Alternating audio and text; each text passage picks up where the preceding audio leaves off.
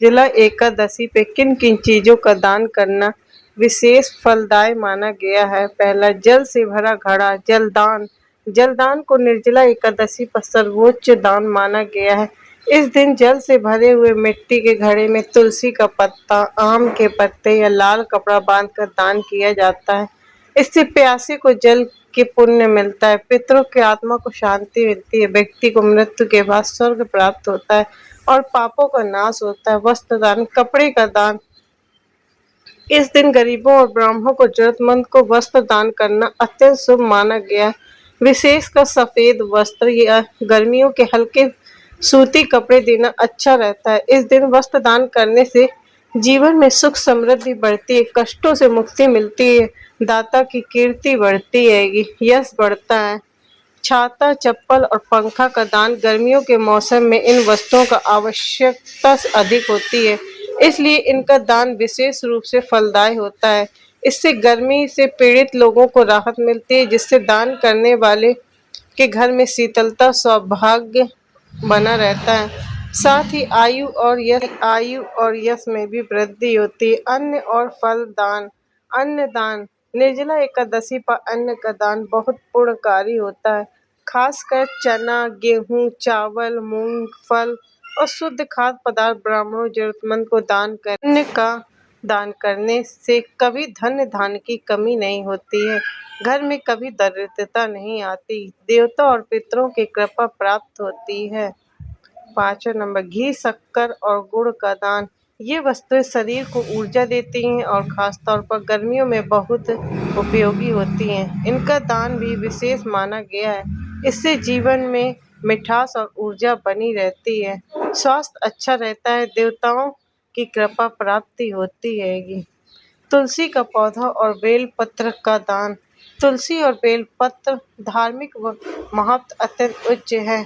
इनका दान करने से पवित्रता और सकारात्मकता ऊर्जा मिलती है, घर में शांति और समृद्धि आती है, ईश्वर की कृपा सदैव आप पर बनी रहती है, रोग शोक से मुक्ति मिलती है। चंदन, इत्र और सुगंधित वस्तुओं। इस दिन चंदन या सुगंधित द्रव्य दान करना भी उत्तम माना गया है। ये वस्तुएं देव पूजन में भी उपयोगी होती हैं। इनके से मन शांत और प्रसन्न रहता है, पवित्रता की अनुभूति होती है, मानसिक तनाव से मुक्ति मिलती है। पूजा सामग्री का दान।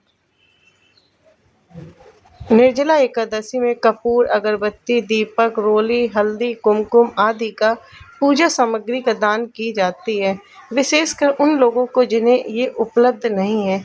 इससे धर्म और भक्ति की भावना बढ़ती है, भगवान विष्णु प्रसन्न होते हैं, अगले जन्म में धर्मात्मा जीवन प्राप्त होता है।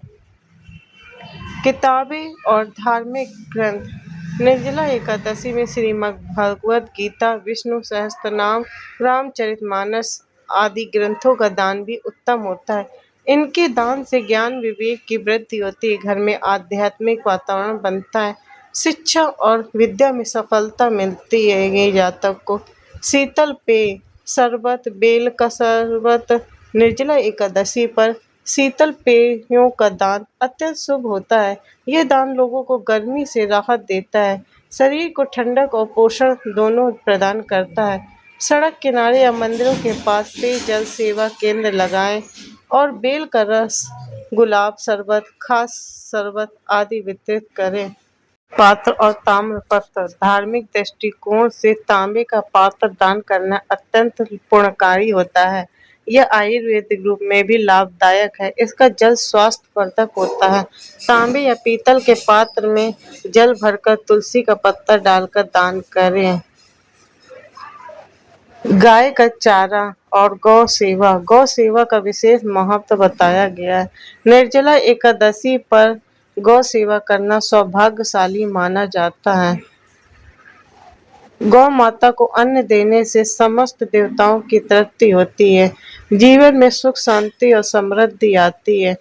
हरा चारा, गुड़, चोकर या गाय के तिल लड्डू बनाकर गौशाला में दान करें। दान करते समय ध्यान रखने योग्य बातें।